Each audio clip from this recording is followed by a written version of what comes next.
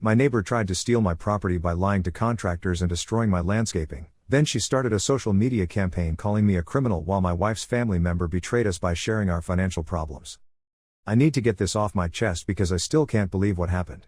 My wife Sarah, 28F, and I, 32M, have been living in our house for about 3 years now.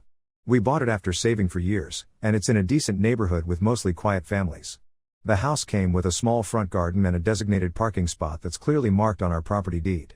Our neighbor Linda, 45F, moved in next door about 8 months ago with her 2 teenage kids. At first, everything seemed normal. She would wave when we saw each other, and her kids were polite enough. Linda works as a real estate agent, which I found out later becomes important to this story. The problem started about 2 months ago. I came home from work one evening to find Linda's car parked in my spot. I thought it was just a mistake, so I parked on the street and knocked on her door. She answered and I explained that she was parked in my spot. Linda looked at me like I was crazy and said she thought it was a shared parking area for both houses. I politely told her that according to my property deed, the spot belonged to my house. She seemed to accept this and moved her car. The next week, the same thing happened again. This time when I knocked, Linda became defensive. She said she had looked at the city records and claimed the parking spot was actually designated as shared space between our 2 properties. I knew this wasn't true because I had all the documentation from when we bought the house. I showed her copies of our deed and the survey map. Linda examined the papers and said she needed to verify this information with her own research since she works in real estate. A few days later, Linda knocked on our door with a folder full of papers. She had printed out various city zoning maps and property records. Linda spread everything on our kitchen table and pointed to different sections, claiming they proved the parking spot was shared property. The documents were confusing and seemed to reference different addresses entirely. When I pointed this out, Linda became agitated. She said I was being unreasonable and that good neighbors should be willing to share parking. Sarah tried to mediate by suggesting we could work out some kind of schedule, but Linda rejected this idea. She said she needed full access to the spot because she often had to meet clients at odd hours. Linda also mentioned that her driveway was too steep for her car during winter months, which was the first time she had mentioned this issue. The situation escalated when Linda started parking in my spot every single day. She would leave for work before I did in the morning and return after I got home, effectively blocking me from using my own parking space. I had to park 3 blocks away because all the street parking near our house was taken by other neighbors. After a week of this, I decided to call the city planning office to get official clarification. The clerk I spoke with confirmed that the parking spot was definitely part of my property and not shared space. She also mentioned that Linda had called their office multiple times asking about the same address, and they had given her the same information they gave me. Armed with this official confirmation, I went to Linda's house again. This time she barely opened the door and spoke to me through the chain lock. I told her what the city office had confirmed, and Linda accused me of lying and somehow manipulating the city records. She said she was going to file a formal complaint and hung up on me. That weekend, I noticed Linda talking to several other neighbors while pointing at my house and the parking spot.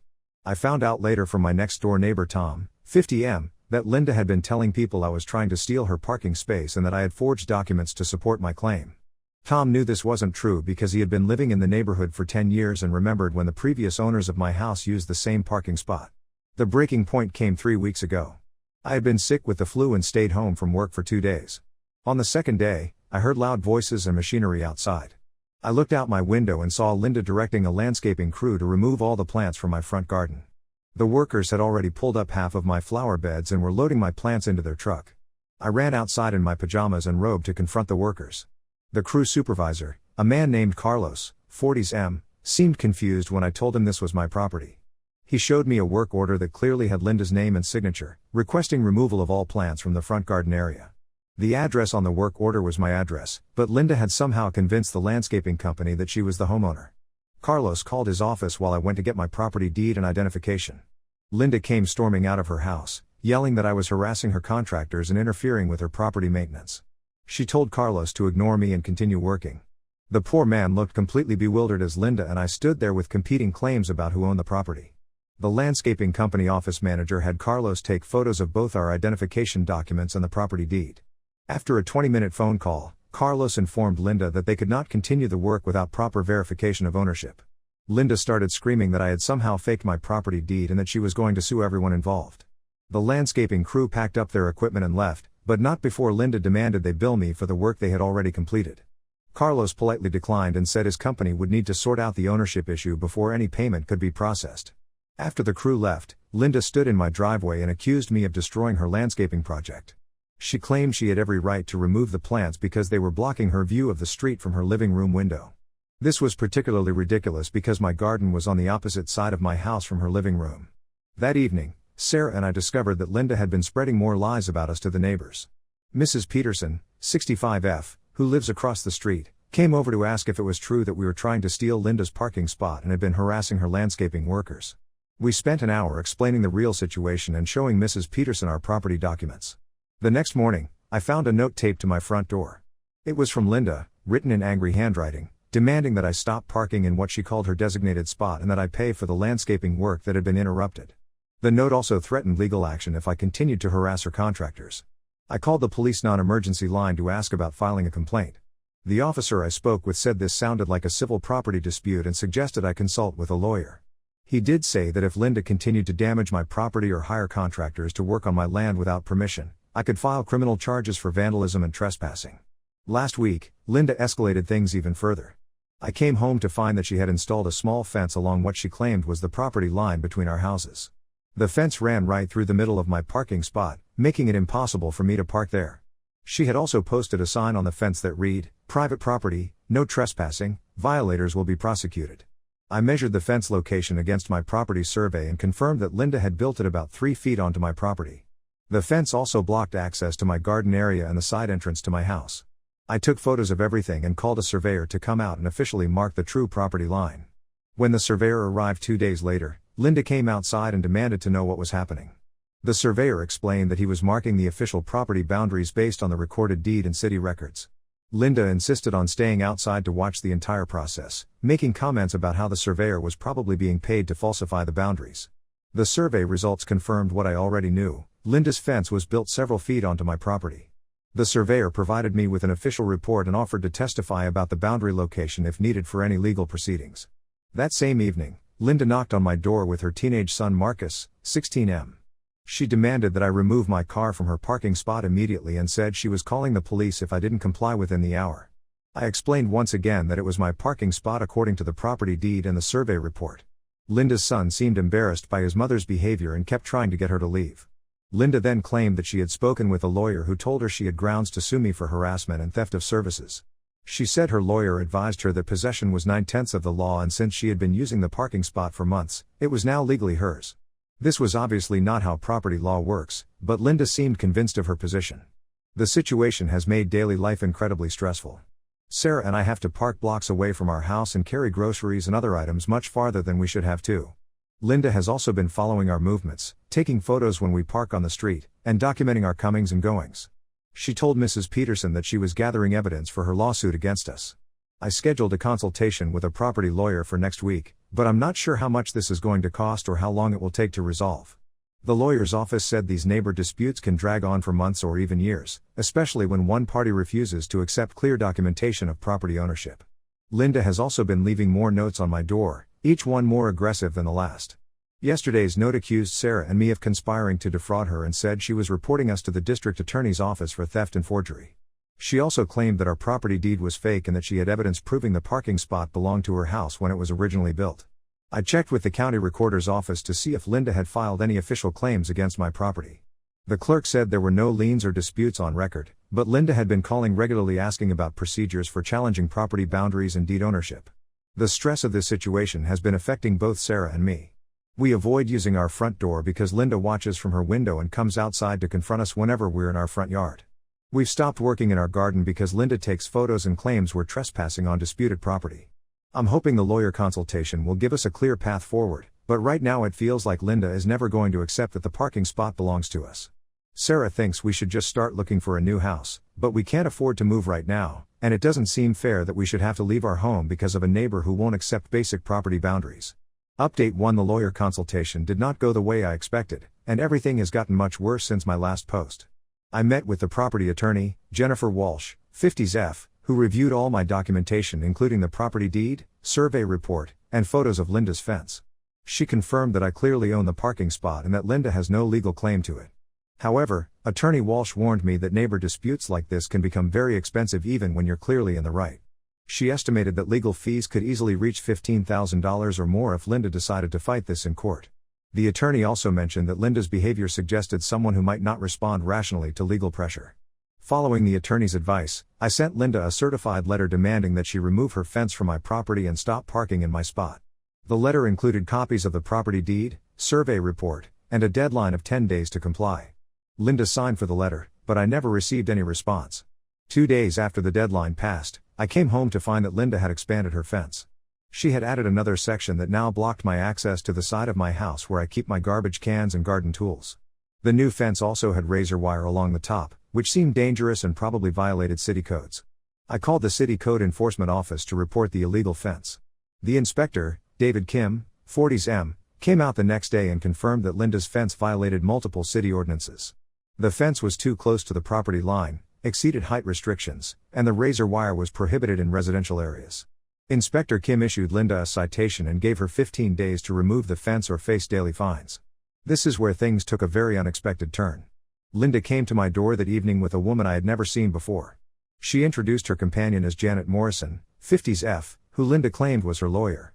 Janet seemed nervous and kept checking her phone while Linda did most of the talking. Linda announced that she had evidence proving I had been stealing her mail and using information from her personal documents to falsify my property claim. She said Janet had advised her to file criminal charges against me for mail theft and identity fraud. This accusation was completely insane, but Linda seemed convinced it was true. Janet finally spoke up and said she wasn't actually Linda's lawyer but worked as a paralegal at a law firm downtown. She admitted that Linda had asked her to pretend to be an attorney, and Janet now realized this was a mistake. Janet apologized and left immediately, leaving Linda standing alone on my doorstep. After Janet left, Linda became even more aggressive. She accused me of bribing city officials to issue the fence citation and claimed I had somehow hacked into the county property database to insert fake records supporting my ownership claim. Linda said she had contacted the FBI about my alleged computer crimes and expected federal agents to arrest me within days. The next morning, I discovered that Linda had been busy overnight. She had installed security cameras pointing directly at my house, including one aimed at my bedroom window. She had also put up additional signs claiming that I was under federal investigation for property fraud and mail theft. I called the police about the cameras pointing at my house. Officer Martinez, 30s M, came out and explained that while Linda could install cameras on her own property, they couldn't be positioned to record inside my house or my private yard areas. Officer Martinez spoke with Linda and asked her to adjust the camera angles, but she refused and claimed the cameras were necessary to document my criminal activities. Officer Martinez issued Linda a warning about the privacy violations and told her the cameras had to be repositioned within 24 hours. Linda argued with him for 20 minutes, insisting that she had a right to monitor criminal suspects living next door. The officer finally had to threaten Linda with a citation before she agreed to move the cameras. That weekend, I found out why Linda had been so confident about her property claims. My wife Sarah discovered that Linda had been having regular conversations with Sarah's cousin Michelle, 35F, over the past several months. Michelle lives about an hour away and had visited our house twice in the past year. Sarah called Michelle to ask about these conversations. Michelle admitted that she had been talking to Linda but claimed it was just friendly neighbor chat. However, when Sarah pressed for details, Michelle revealed that she had told Linda about problems Sarah and I had been having with our mortgage payments last year. We had fallen behind on our mortgage during a period when I was unemployed, and we had considered selling the house at one point. Sarah had confided this information to Michelle during a family gathering, asking her not to tell anyone else about our financial struggles. Michelle had apparently shared all of this information with Linda, including details about our mortgage balance and the fact that we had looked into refinancing options. Michelle also told Linda that we had discussed possibly renting out part of our house to help with expenses. This explained why Linda had been so persistent about the parking spot and why she seemed convinced she could somehow claim part of our property. Linda had interpreted our temporary financial difficulties as a sign that we might be forced to sell, and she apparently thought she could pressure us into giving up the parking spot or maybe even selling the house to her at a below-market price. Sarah was devastated when she realized that Michelle had betrayed her confidence and potentially encouraged Linda's harassment campaign. Michelle tried to downplay her role, claiming she never intended to cause problems and that Linda had misunderstood their conversations. However, when Sarah asked Michelle to call Linda and correct any misinformation, Michelle refused. She said she didn't want to get involved in our neighbor dispute and suggested we should just work things out ourselves. Michelle also mentioned that Linda had offered to help Michelle find a house in our neighborhood, which explained why Michelle had been so willing to share our personal information. The betrayal by Sarah's cousin added another layer of stress to an already difficult situation. Sarah had always been close to Michelle, and discovering that Michelle had been gossiping about our private financial matters was deeply hurtful. Sarah tried calling Michelle several more times, but Michelle stopped answering her calls. Meanwhile, Linda seemed to interpret the city's fence citation as confirmation that I had somehow corrupted local officials. She began calling various city departments to complain about the alleged conspiracy against her. Linda also started a neighborhood email chain claiming that I was involved in some kind of property fraud scheme with help from corrupt city employees. Most of our neighbors ignored Linda's increasingly bizarre emails, but a few people seemed to believe her claims. Mr. Johnson, 60s M, who lives 2 houses down, stopped talking to me and started giving me suspicious looks when we encountered each other on the street. Linda's fence citation deadline came and went without her removing the illegal fence. The city began issuing daily fines of $50, which seemed to make Linda even more determined to fight. She told several neighbors that the fines proved the city was trying to steal her property on my behalf. Last week, Linda took her campaign to the next level. She created a Facebook group called Exposing Property Fraud in Our Neighborhood, and began posting photos of my house along with detailed accusations about my alleged criminal activities. The Facebook group only had about 12 members, mostly people who didn't even live in our area, but Linda was posting multiple times per day. The Facebook posts included copies of my property deed, which Linda claimed were forgeries, along with photos of city documents that she said proved the parking spot belonged to her. Linda also posted the names and phone numbers of various city employees, encouraging people to call and demand an investigation into the alleged corruption. One of Linda's Facebook posts included a photo of Sarah and me taken from her security camera. Linda had circled our faces and added text claiming we were known property fraudsters who were under federal investigation. The post encouraged people to contact the FBI if they had any information about our alleged crimes. I reported the Facebook group to the platform for harassment and privacy violations, but it's still active. I also consulted with Attorney Walsh about whether Linda's social media posts constituted defamation. The attorney said the posts were probably defamatory but that pursuing a lawsuit would be expensive and time-consuming. The daily fines for Linda's illegal fence have now reached over $700, but she shows no signs of backing down. If anything, the mounting fines seem to have convinced Linda that she's fighting some kind of righteous battle against a corrupt system. Sarah and I have started discussing whether we should just sell the house and move somewhere else. The constant stress of dealing with Linda's harassment is affecting our sleep, our work, and our relationship. Even if we eventually win this dispute, Linda seems like the type of person who will continue causing problems for years. I never imagined that a simple parking spot dispute could escalate into accusations of federal crimes and social media harassment campaigns. Linda's behavior has become so erratic that I'm genuinely concerned about what she might do next. Update 2: I thought Linda's behavior couldn't get any worse, but I was wrong. The situation has escalated to actual vandalism and now involves multiple law enforcement agencies. I'm also dealing with fallout from Sarah's family that I never saw coming. The fence fines reached over $2,000 before Linda finally removed the barrier, but only because the city threatened to have it removed by a contractor and bill her for the costs.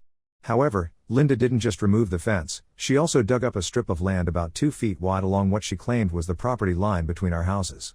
Linda hired a different landscaping company to remove all the grass and plants from this strip, creating a muddy trench that ran from the street to the back of our properties. The trench cut right through my front lawn and destroyed part of my garden that had nothing to do with the disputed parking area. When I confronted Linda about the destruction of my lawn, she claimed she was preparing to install a proper survey-certified boundary marker. Linda said her new lawyer had advised her to clearly establish the property line to prevent any future confusion. She refused to provide the name of this alleged lawyer or any documentation supporting her boundary claims. I called my surveyor to come back and assess the damage.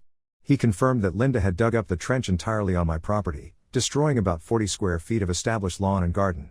The surveyor estimated it would cost at least $800 to repair the damage and replant the area.